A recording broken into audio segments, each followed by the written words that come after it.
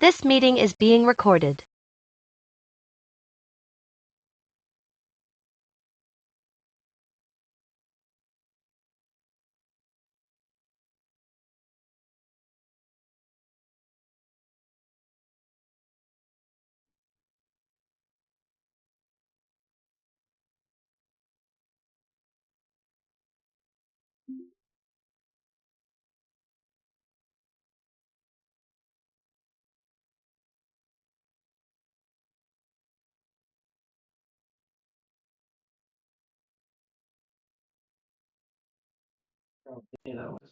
Hey, Todd, can you hear me? Yes, sir. Okay, How you doing? cool. Good.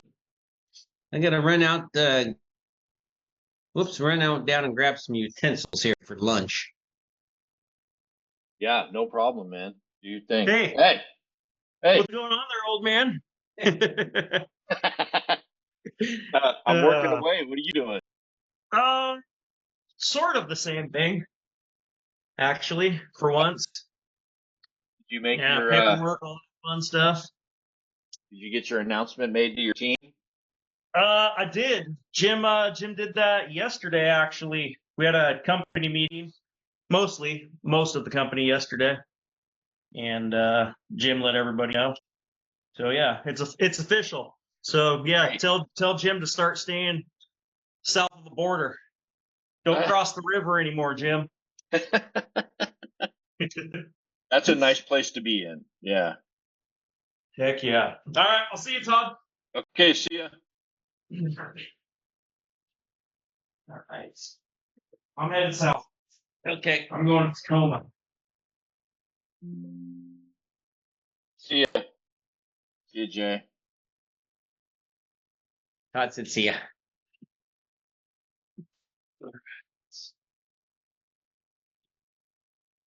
Todd, is it just me and you today?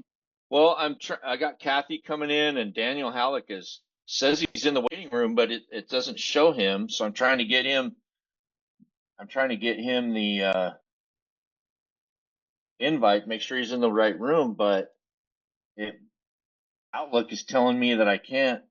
My mailbox needs to be. I've exceeded my mailbox size, which I've never seen a message like this before. I don't know what they're talking about.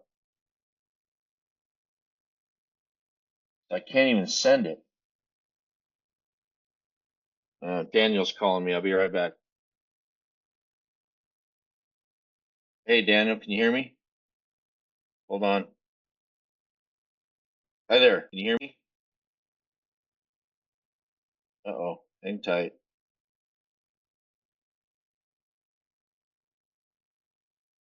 Hey. Right now, you're not. I have two other people here, but you're not here. And I'm trying to send you the right room, thinking you have the wrong one. And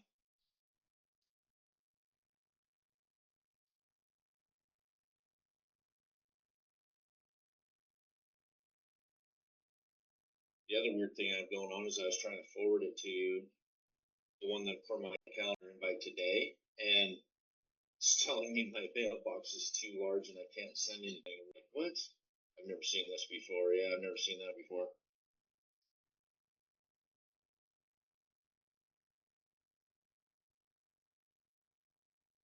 Oh, here you go. I got you.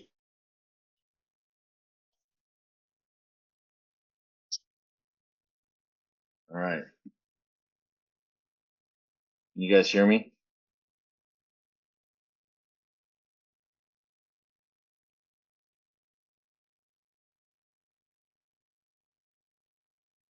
Hello, Todd and team. How are y'all doing? Hello, Dr. Halleck. How are you? I'm doing great. Great anytime I can be with fantastic folks from PHCC. Pouring it on thick already today, huh? Hey, the topic is selling under pressure. If I wasn't pouring on thick, I wouldn't be here. Exactly. So I have the slideshow up. Do you want to run your own slideshow, or what do you want to do? Why don't you do that? And when it comes to mine, I'll switch over to some slides I got. Okay. Yeah, no problem. We don't.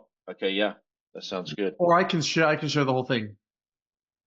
I didn't know that I didn't know you had separate ones. So Let me do this then. Let me, I just added a couple. I'll try to take over the, here, I'll stop my share. And let me make sure I've given you permission to share. Oh yeah, you did. Okay, great. awesome. Great. Well, you tell me when to start and we'll jump in. I know we got a couple folks here and we're recording it. So I will Well, jump yeah, in whenever you tell me to. yeah, sounds great. We'll just go ahead and get started. I know Jim has stepped out to grab some silverware for his lunch. So hi, Kathy. Hello, Um, Kathy. Hey, Todd. Hey, Daniel. I'd like I'd like to welcome everybody to today's Lunch and Learn with featuring Dr. Daniel Halleck with Whole Intentional Leader Development, Wild Leaders. He is here to talk to us today about selling under pressure, right? Selling under pressure. You got it. And we are just want to go through real quick and just do a couple of slides here. Can we go to the next one?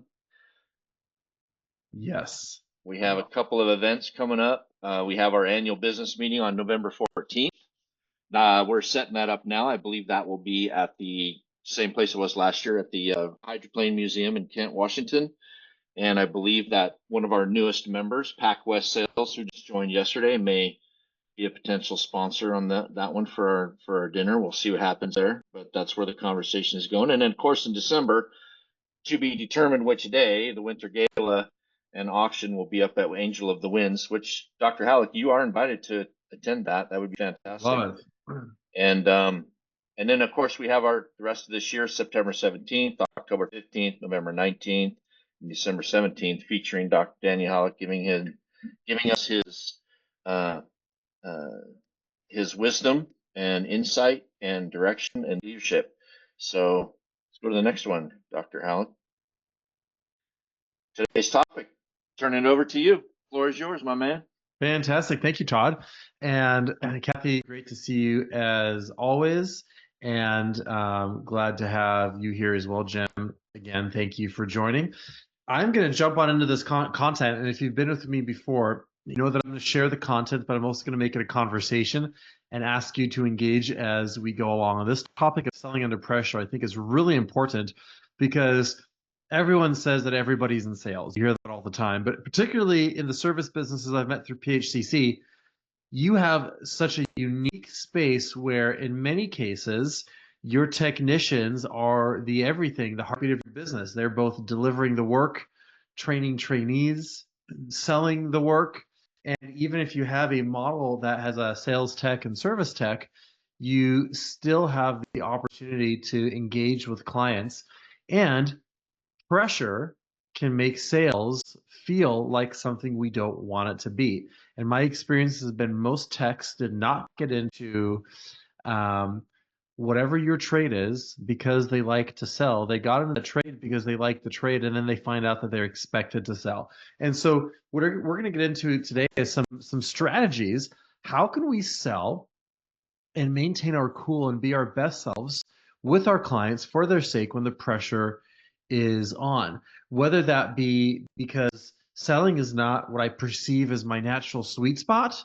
And so I need to be able to calm the anxiety, lower the pressure so I can show up, the intrapersonal pressure I put on myself, or whether it be because there's pressures for our business to sell and the guys are getting asked to do things, the team is getting asked to do things, and they feel like they might not have all the skills and resources, or because it might feel difficult in front of a client. How do we be our best selves in high pressure moments? And there's something about selling that raises the pressure for all of us today. So and that's what today is going to be about. We're going to get into research-based strategies for how to stay composed under pressure that relate to sales and our impact when we're in front of a client. I'm going to tip my hat at the front of this meeting by saying that I don't believe selling is a bad thing. I grew up with a salesman father in the trades who was really, really good at selling his craft and was really a salesperson throughout his whole career. So when he started a subcontracting business, it was just natural for him to bring that skill in. And I resisted sales forever. He would always come and try to sell me. And I would say, Dad, stop trying to sell me. The answer, as soon as I sniff somebody selling me something, my answer is no. I don't even care if you're giving me something I want or need. The answer is no. I hate being sold. over time, I realized that my definition of sales was the problem. And so I'm not going to get into that deeply today, but I'm making an assumption that we're talking about sales as how do I provide a service that somebody needs that's going to be a benefit to their life. It's going to help them and help the people around them.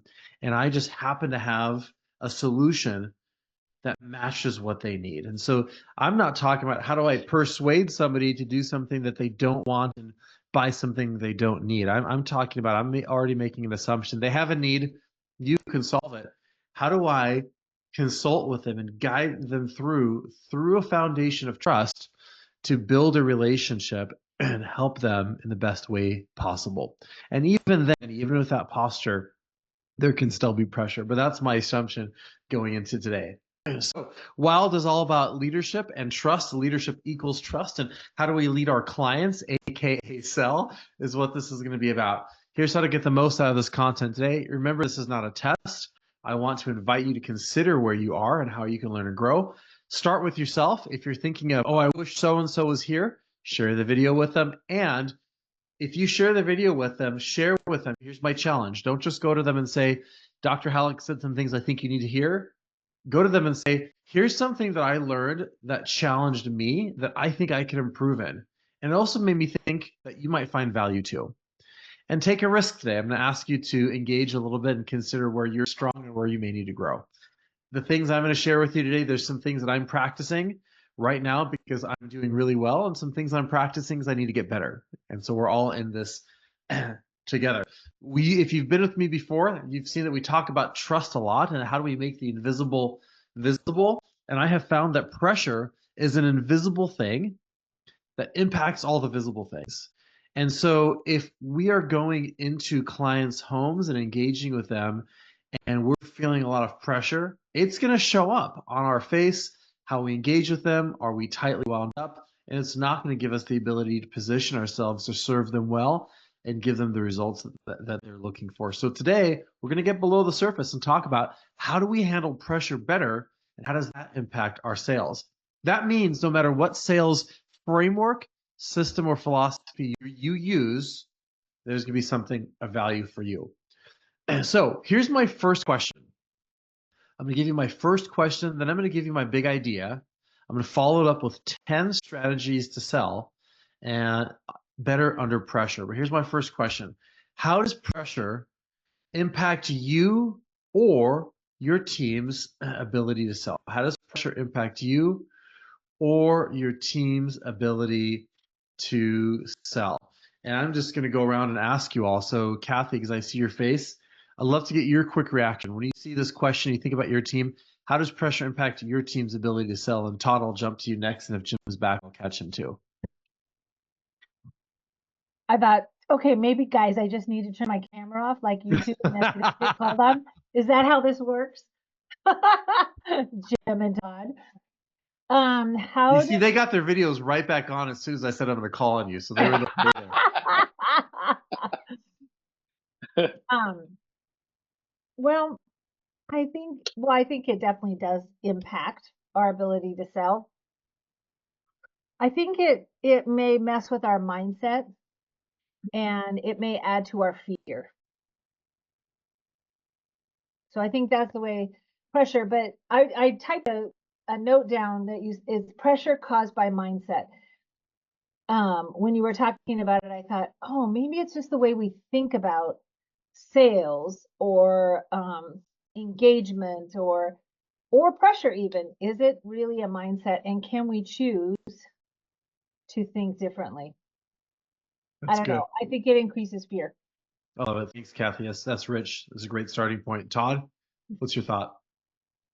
I agree, Kathy. It is a mindset thing. What I have discovered with the youth, particularly, and I'm thinking of one gentleman in particular right now who just can't get past his own objections over what he thinks should be, or that the customer will be an objection. He can't get past it himself. So I feel like we individuals, based on fear or insecurities or weakness, place these barriers in front of us, and we think they're barriers when they're not. And we just need to trust the process of sales and not worry about it, and then look at those things as opportunities to overcome something. So when it comes to it's easier to overcome someone else's objections than it is your own. And I think that being aware of them is the first step in trying to get past them. But this one man that I'm thinking of, he's having a very, very difficult time getting past the objection of price, the actual price, which is the last piece that people consider in most cases. Yeah, they And take that's the sales so to their own wallets, right? Can yeah. I ask something, Daniel? So I wrote down it causes us to place barriers which may never show up. Pressure. Ooh. I liked what Todd said. I wanted to talk about the barriers he mentioned. And they may never show up, right? Because they're in his That's mind, not the client's. What I'm saying is what I'm saying is the person doing the selling, Correct. because based on fear, weakness, insecurity, whatever, they place the barriers in front of themselves unintentionally and can't get around them. They don't know how to navigate it. And they may be a barrier that never shows up with the client, right? Correct. that's I good. like that. That's really good. I love it. Hey, Jim, why don't you add into this? When you see this question, what comes to your mind? Well, we don't do as much selling as ourselves here, but I actually would. The only thing I'd add is that, just like Todd was saying, from previous career, that trying to sell insurance, I failed miserably. It was the best year of my life as far as my career goes, but financially it was a disaster. But what I figured out was I didn't believe in the product. I used my own checkbook a little bit, and that's why I failed. It wasn't because it was a bad product. I didn't understand the fact that other people might have um, needs or desires different than mine. Even though I didn't necessarily think this product was good for them, they might have felt it was, and I wouldn't even ask them for the sale type of thing, And you have to do that. You have to overcome your own pressures that push back on making a sale. Yeah, that's really good. Thanks. That's a great start, you three. And what we get into is going to address this directly. So thanks for that setup. Here's my big idea, and then we're going to get into 10 strategies. The big idea is this: how you show up matters as much as how you sell. So what I'm not going to get into today is a bunch of sales techniques, how to overcome objections, for example, because like the three of you just noted, the technique of how do you overcome objections with the right phraseology is often less important than are you coming in with the objections already on your mind and you've already put them in front of yourself and in between you and the client, the customer, before you even get there. And so how you show up matters as much as what you do, and in this case, as much as how you sell. And so this is why this content to me matters, because if you've invested anything in terms of sales training for yourself or your people, oftentimes that gets into the tactics and the approaches, which is critical, and or the process that you design, but how you show up matters as much as that. So here's what I'm going to do. I'm going to get into 10 strategies, and these strategies are based off of our research on composure under pressure, but I'm going to apply them to sales specifically. All 10 matter. I want you to pick one. Pick the one thing that you would say, Daniel, I can practice this tomorrow, and that's going to be the thing you're going to take away. So as I go through these 10, feel free to raise your hand and pause me if you want me to dig a little bit deeper. And then at the end, I'm going to go around and ask you which one mattered the most for you and why. And that will wrap us up and move us to some next steps. So I'll be watching to see if you raise your hand or if you have something you want me to catch you on. But here's the first strategy. Okay, I'm going to go through 10. Pick one. The first strategy is awareness. And this is powerful because if we don't have self-awareness of ourselves, strengths, weaknesses, limitations, and awareness of how other people perceive us, we will not be able to show up and be our best self. We won't be able to present ourselves authentically and effectively to clients. So much of selling or any human relationship is built off trust, and part of trust is credibility. And it's hard for somebody to know and trust you if you don't know and trust yourself. And that is both where you do well and where you have an opportunity to stop. I'll give you an example, a personal example. Years ago, as I was getting into selling as part of my work, I came at my work from my craft, from my training. And so I had to learn sales. And I learned that a client might be ready to go, and I'm such a technical nerd that I want to give them all the details. And so I'm talking to Todd about whatever I want Todd to buy, and he's like, "Yeah, that's good. Let's do it." I'm like, "Great. Well, let me tell you all these other things." And it's like, Daniel, shut up. Stop overselling. Todd's hiring you because you're the expert in an area that he's not an expert. And so he needs you to be aware that he doesn't need all your expertise to be shared. He just needs you. So that looks different for different people, but that example for me was being aware of yourself and aware of how others perceive you is so key. And when we have that awareness, it can help reduce the pressure because we know we have more data about the situation.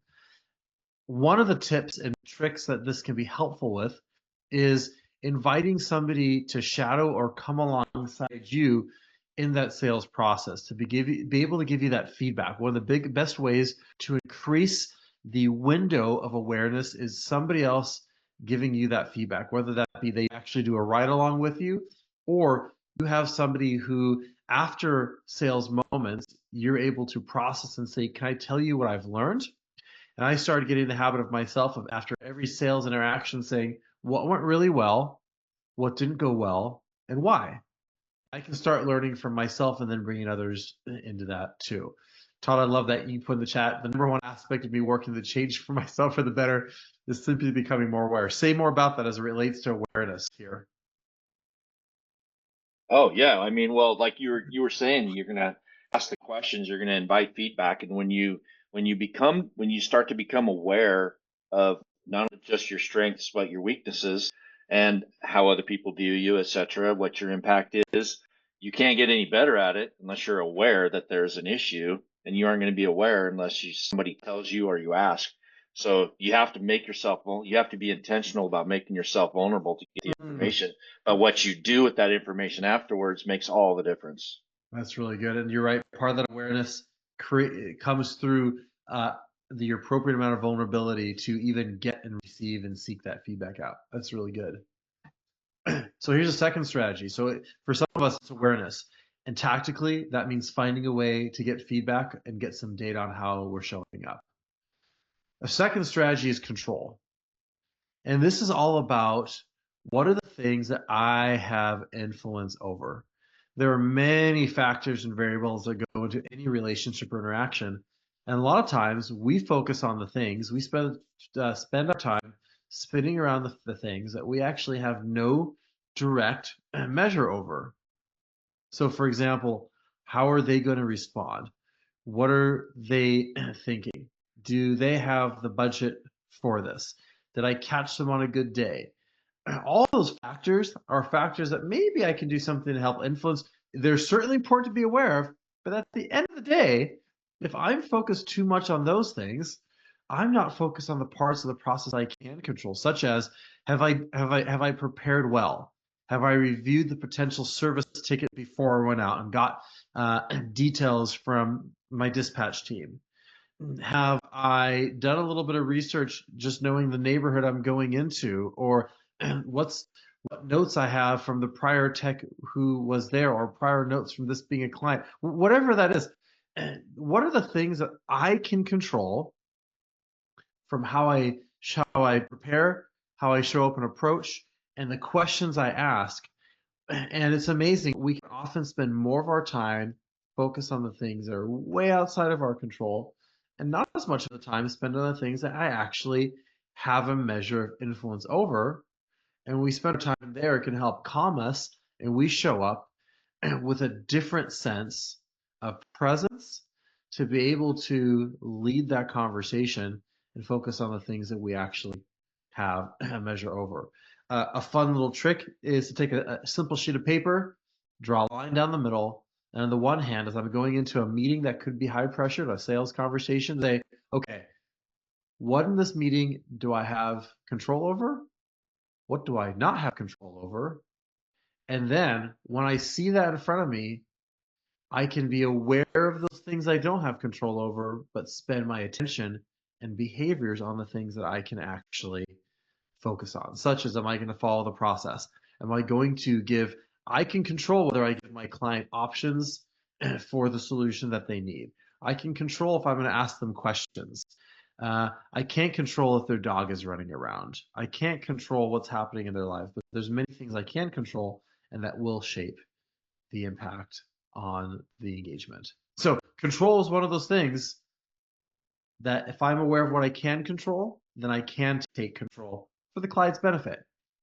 The third one is conviction. And you already hit on this with shopping with somebody else's wallet versus your own. To not believe in the product and service means that you can't go in there with passion, with commitment to be able to fully believe in what you're bringing. One of the things I realized a number of years ago at Wild is that because our team uses the system and tools that we bring the clients, we do it regularly. We're having a conversation this week with one of the assessments we use. Because we do that on a regular basis, we have seen the power personally in our own lives and in our team. And that has been one of the most meaningful things to go to other teams and say, let me tell you why this is going to be powerful, because we truly believe in it, because we see it for ourselves. I've often found having new team members on a team, one of the most powerful things I can do is connect them to hear stories of some of our favorite best clients. And picture a new team member who's not quite sure what they're selling, the team, the product, service. But when they can hear from other satisfied clients and say, your team did this, there's something that bolsters your ability to say, wow, I have conviction. I believe in what we're doing. And that inspires trust in our clients because of the genuine belief in what we offer. So you might consider, if you or somebody on your team is struggling with a conviction, why is that the case? And are there a few people you could give them the chance to have a conversation to hear the absolute value of what you're delivering that might change the way that they show up the next time? Or pair them with somebody who's got really strong conviction so they can go see that demonstrated, that belief and that conviction when they go to a client. So that third strategy is conviction. If you believe it, you're gonna share it. A fourth strategy is empathy. And I love this one because this ties into what we just described. Putting yourself in the shoes of somebody else. Can you truly understand their concerns, their aspirations, what they're thinking, and what they are feeling? That builds trust because people understand that you know what it's like to be in their shoes. This is amazing because imagine going to somebody's home, and I know that in the trades, there's a variety of commercial, residential. So I'm going to use a residential example here. Imagine going to somebody's home and you're not a homeowner. I actually don't know what it's like to be a homeowner. My brother-in-law is a new homeowner, and it's really funny. He used to live with us for 6 years. And the other day he came to me and he said, man, it's a lot of work to maintain your home. And I kind of laughed. I'm like, yeah, you didn't realize that when you paid me rent because I fixed everything for you. And so you didn't have to worry about the HVAC going out or what happens when you have to trench out your sewer or the water bill or go on, right? But he's now got that empathy. Here's the thing though, we don't have to have someone else's lived experience to imagine and picture what it's like to be in their shoes. I don't have to be a business owner to understand the headache that somebody is facing if they're having an HVAC or plumbing issue in their business, in their commercial property, or if they're a homeowner. What I do have to think, the simple approach is, okay, what might this person be thinking? What might this person be feeling? And an example, I worked with a sewer company a number of years ago and took them through an activity because I happen to have my own sewer trenched and excavated with a $20,000 bill a number of years ago in Seattle. And I can have a lot of empathy for the client because I've been in their shoes. I've had a surprising event that with a backup, and all of a sudden I've got to figure something out. And so if you start to put yourself in their shoes and think, okay, they can't flush their toilet, they've got kids, they've got a family, they've got a job, they're not home from, they have to stay home from their job right now. I'm going to approach their door. This person might be feeling stressed, frantic. They've probably had a couple other people at home already. They don't know what bid to take, so they're feeling a little bit confused or distrustful. It's going to be a big bill, so there might be some fear. They're going, how am I going to pay for this? Am I going to deplete my savings? Am I going to take a home equity line of credit on my home? Am I going to grovel at my in-laws? Am I going to forego that vacation? So there's some fear, there's some loss, there's some uncertainty. It's a hidden service, so I can't actually see it. I remember telling my wife it would be more fun to flush $100 bills down the toilet with the kids and a lot cheaper than replacing the sewer line. And so if I can put myself, what are they thinking and what are they feeling? I can change my tune. Gosh, Mr. Halleck, first off, I am so sorry that you're experiencing this. This type of thing is the worst. And you've got kids. Oh my goodness. Well, we got to make sure that whether it's us or somebody else, you need to get this solved. And we want to make sure that you know everything that's going on. Right. So I'm going to start by empathizing with the client. I know how you're feeling. Do you work from home? You don't? Okay. I want to make sure we solve this now because I don't want you to have to continue to take more days off. Just whatever the thing is, big or small, if I can put myself in their shoes. And the beauty is, I don't have to be a homeowner. I don't have to be a business owner. I don't have to have a family. If I can pay attention and even before going in, take 3 minutes and say, what might this person be thinking? What might they be feeling? And if it was me, how might I need somebody to respond? That in and of itself can change the approach and the connection instead of just trying to go get a job done. So empathy is a really, really powerful tool, and it's as simple as identifying what is somebody thinking and what might they be feeling. And we know that feelings often trump thinking. Tied with that closely is listening. That's the fifth strategy. A lot of times it's amazing. We can go to a client and show up and throw up. Let me tell you all the things that are going on here, and I'm going to overwhelm you. Instead, we ask a question and then step back, listen, gather data, and really understand what is really happening right here. I had a situation with a client recently where an issue was presented, and as I listened, I started to think, I don't think this is the real issue. There might be something else. And through that listening and getting a sense that there's something more going on, I was able to ask a follow-up probing question, get to the real issue. And now we're dealing with what the true concern, the true challenge, the true opportunity is. And oftentimes that happens through listening, or as one of my partners likes to describe, listen, learn, and lead with questions to gather the data to be able to make the right solution. Listening is closely tied to empathy, but they're separate. Some people are really empathetic. They're good job to do a good job of putting themselves in your shoes, but they might not listen. Some people are really good at listening, but they can be detached. And so combining these together can be a powerful way to combine some of these strategies to really serve the client well, understand where they're coming from, and be able to present a solution that's going to be a good fit for them and a win for us. Cannot overestimate the power of listening. And oftentimes, last thing I'll suggest here, one strategy is what another partner of mine calls 3 whys. And it's as simple as asking why 3 times. You might not ask the person why 3 times, but that's the spirit of it. You can dig a little bit deeper, dig a little bit deeper, dig a little bit deeper, and figure out what is really the concern that they're facing. And this is important because back to what we shared earlier, sometimes a tech will assume it's cost. We go in and we assume that cost is the issue. A lot of times cost is not the issue. It might be something else. My concern is getting this solved right away, or how do I make sure this doesn't happen again? Or I'm burning a lot of time right now. My time is actually as valuable or more valuable to me than the money, or the peace of mind of assurance of not having emergencies in the future when I'm not home. The worst thing ever is having your spouse call you to say, we have a sewer backup. That was happened on multiple separate incidents. I've been around this stuff. And so I don't want to deal with that. That might be my real issue. So asking why 3 times might get to the deeper issue that goes beyond cost and allows us to get to the true value, which often is beyond cost as well. So listening is a powerful tool. Fifth, objectivity. Oh my goodness.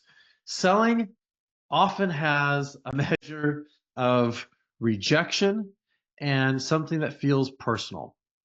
I had an email recently where somebody said, I want to engage with your team, but I don't think I want Daniel. I was like, oh, like knife to my chest.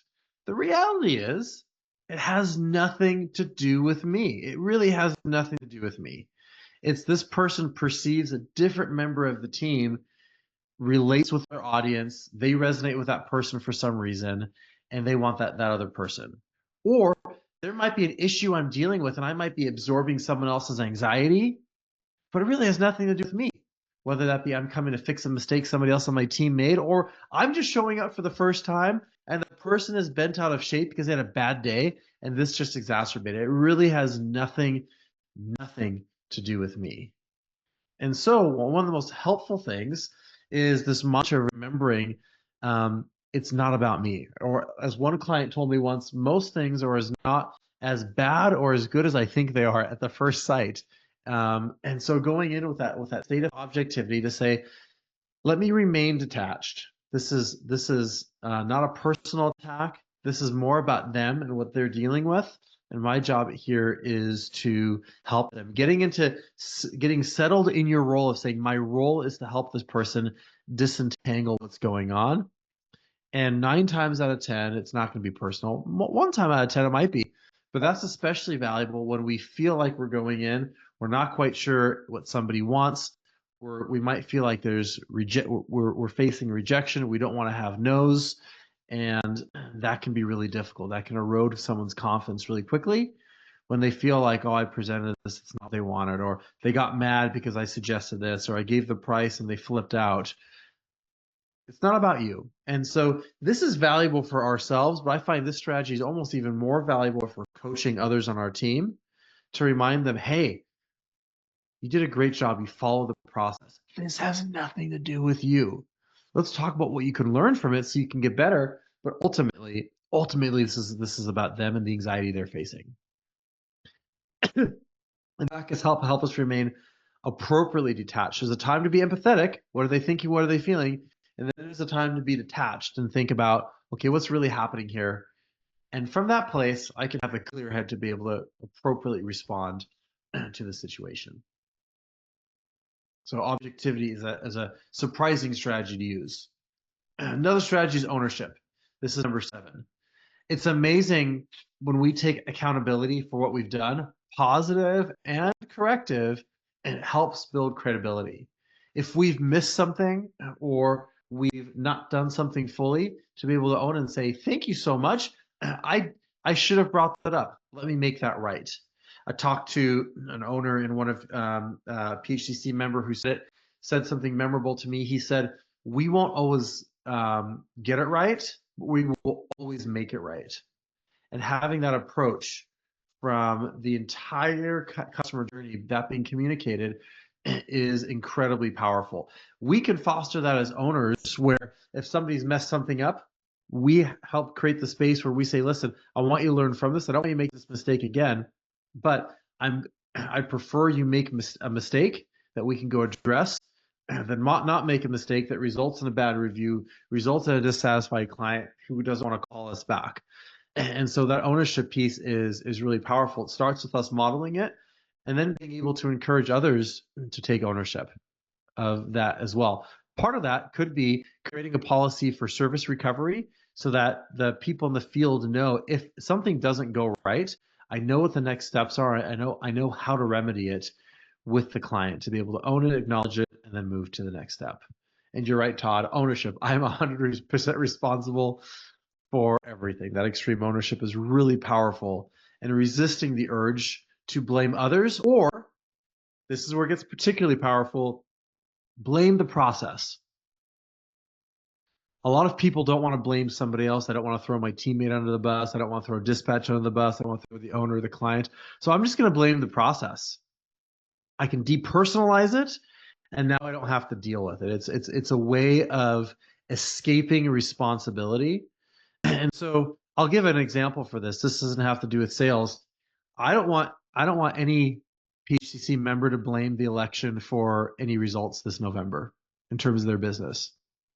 The election happens every 4 years and actually happens every 2 years at a local level. So you know what? The election's going to happen or not. There are still people who need their pipes fixed, their plumbing unclogged, who are going to want to be warm in winter and cool in summer. Like, that's still going to happen. And so we're still going to be competing. And I'm not saying that those environmental factors don't cause issues. They absolutely do. But you know what? Let's go in there and realize that doesn't matter.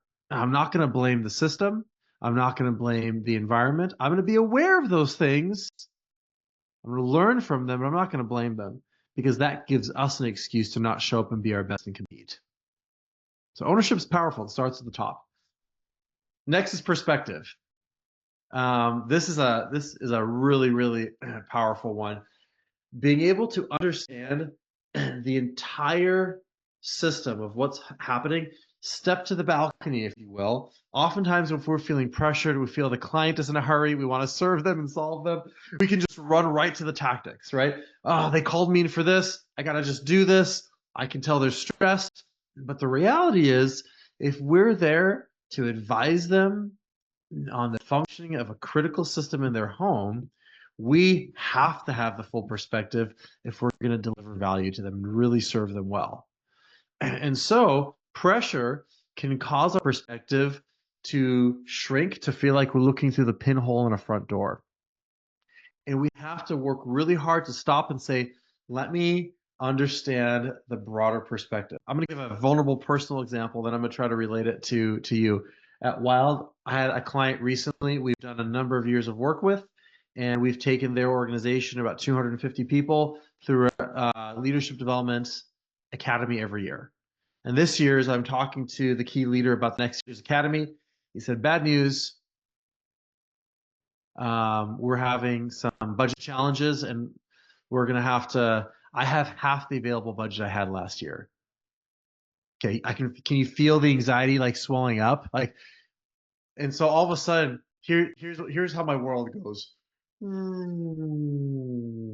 How do I maintain that half budget, and how can I deliver what we've done for half the budget? And I remembered, okay, perspective. Let me step back. Let's put that to the side. Can you tell me what's the big challenge organizationally that you're facing right now? If we look at this next year, forget about our leadership academy. What are we dealing with? What's the big opportunity and risk that the business is facing? Turns out the big opportunity and risk was succession planning. Okay. And that is not from the leadership development program budget. The organization is being asked by their board to put that in place.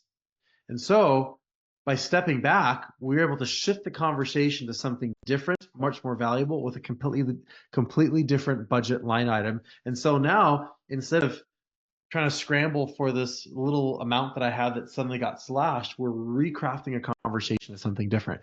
The same thing happens when I go into somebody's home, if I'm a tech, and their anxiety makes me, so much of this ability to handle pressure is managing your anxiety and others' anxiety. Their anxiety can make me look really narrow. I come in, I know they have these other issues, but they're just worried about the leaking toilet. I saw some other stuff. I know the age of the house. I'm tempted to just do the toilet and not focus on investigating other pieces or looking at the water shutoff valve or asking if I can take a peek in their crawl space, because I know those things are, and so I'm just going to go focus on fixing the darn leaky toilet. But guess what? In doing so, I might actually do a disservice to them. stepping back to look at the perspective and say, this house was born in 1946. I bet you there's more than a leaky toilet that's going to break. I'm going to step back. Mrs. Tout, we're absolutely going to take care of that toilet today. Based on the age of the house, I've worked in this region a long time. Can I do two things before I look at the toilet? I want to, one, make sure you know where your water shut-off valve. Do you know where it is? Because if there's an emergency that's deeper than a leak, you're gonna have a bigger issue. And do you mind if I take a peek in your crawl space?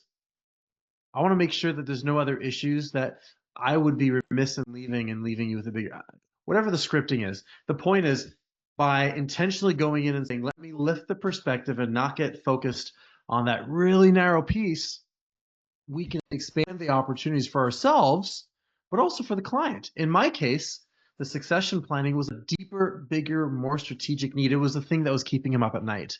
And so now I was able to realign my work with what matters most to him.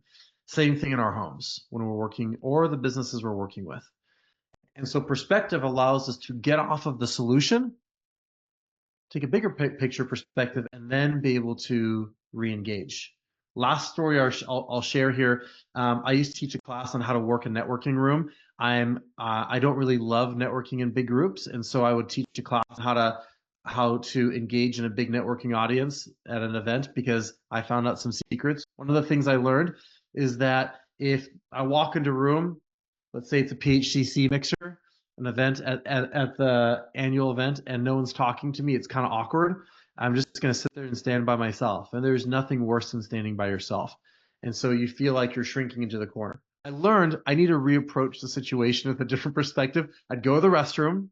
I didn't have to use the restroom. I'd go to the restroom just to exit the room, and I'd walk in to the biggest door possible, because if I could get a view of the entire room, I can see everything that's going on, and maybe I see somebody who's standing by themselves who I can go talk to, and now I'm not the awkward guy talking to myself. In fact, I've actually saved him or her.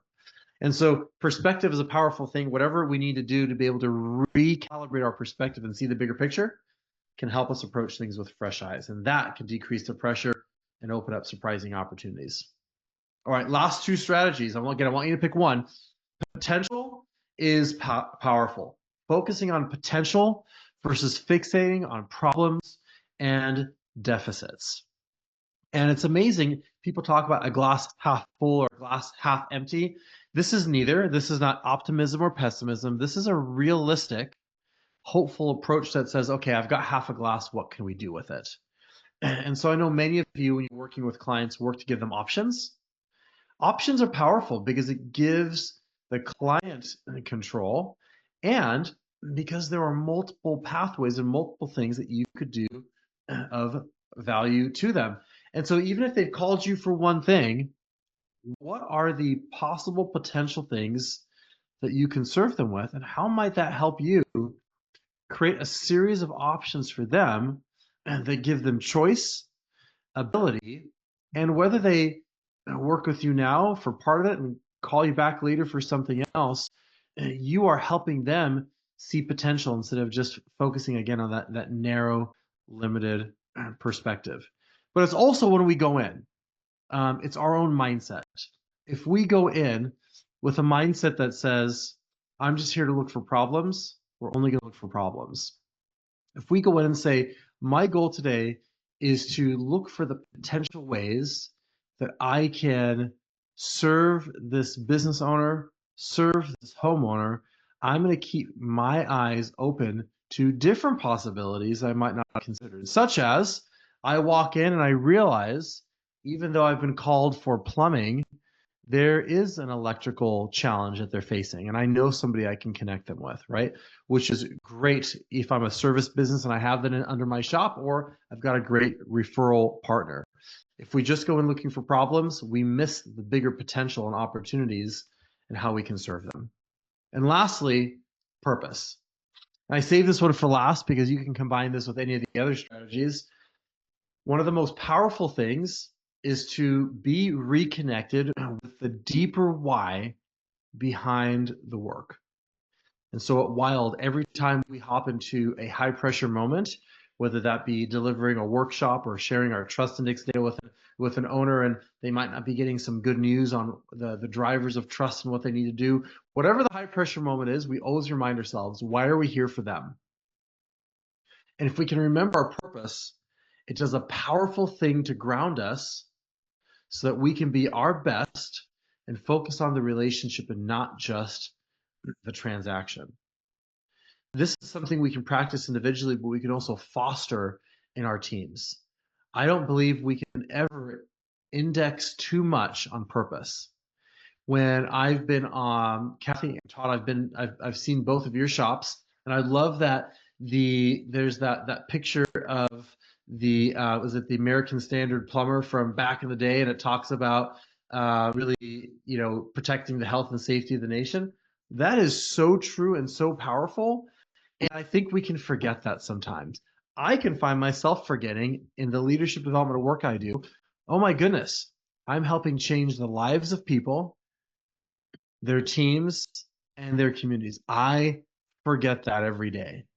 Your techs forget that they are providing warm air when somebody wants it warm, cooling when it's too hot, running water, cleanliness, sanitation, convenience, the ability to monitor what's happening in their home. There are so many purposeful things that that can generate that strong sense of genuine pride in my work, and that can change how we, again, my big thesis was how we show up matters as much as how we sell.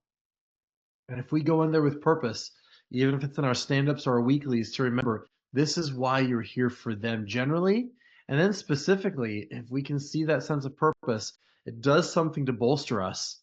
We feel meaningful, we show up different, we engage with them in a different way. Trust is built, and our motivation stays high, especially in the challenging work of selling, where we're not going to get a yes 100% of the time. All right, there's a lot there. So I'm going to put that back up. What I'm going to ask you to do is, can you identify the one that matters most to you right now? And what do you believe that looks like in terms of an action you might take?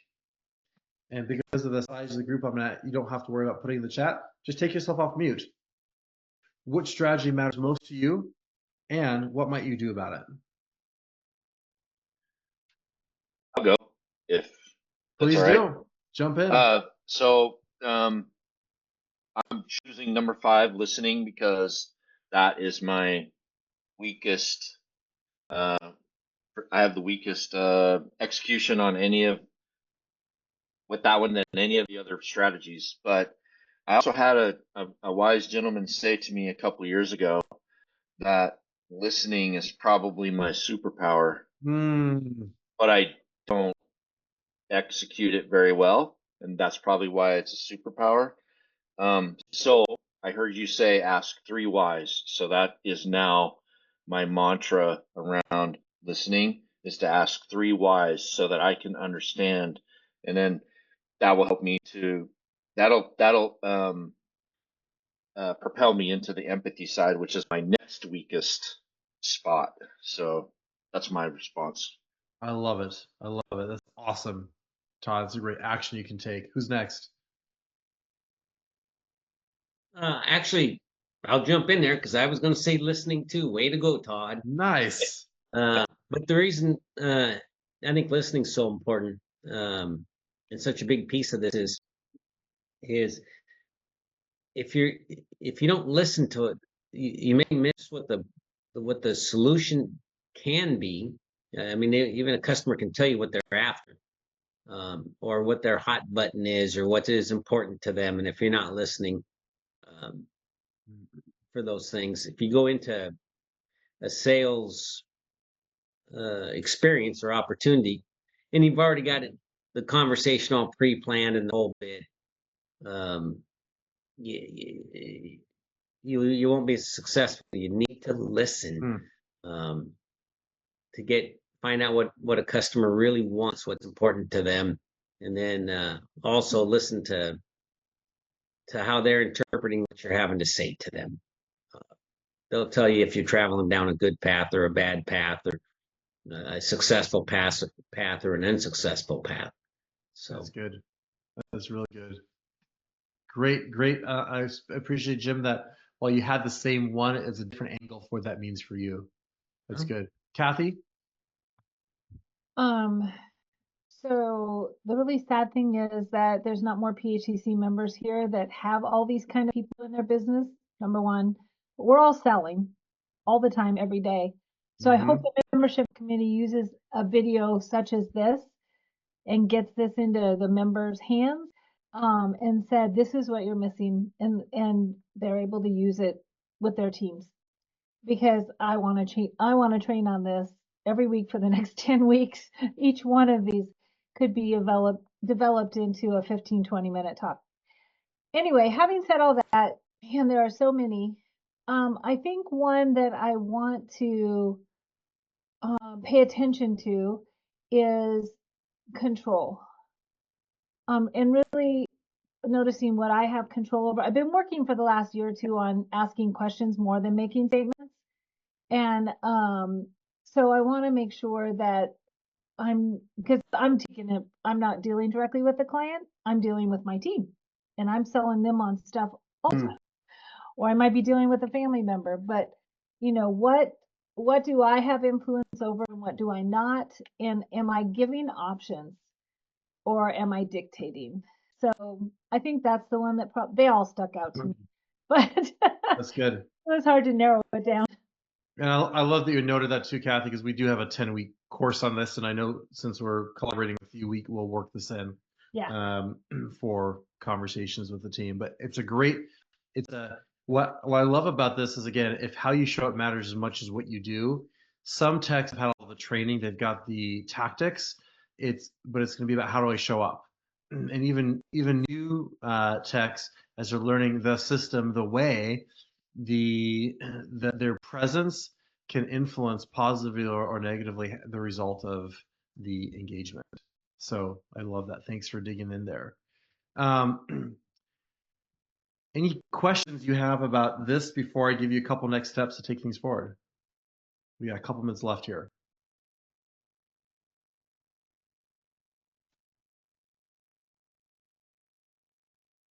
All right, you can always reach out to me. As a reminder, I share at the end of every session, our gift to PHCC to add value is access to our Wild Trust Index. It is a fantastic survey. Kathy, I've got yours ready, so we'll be going through as a team here soon to be able to look at the drivers of trust at the personal, team, and organizational level. Trust is an invisible quality like pressure, but we can measure it and see where we are so we can identify what to do to be able to take things to the next level.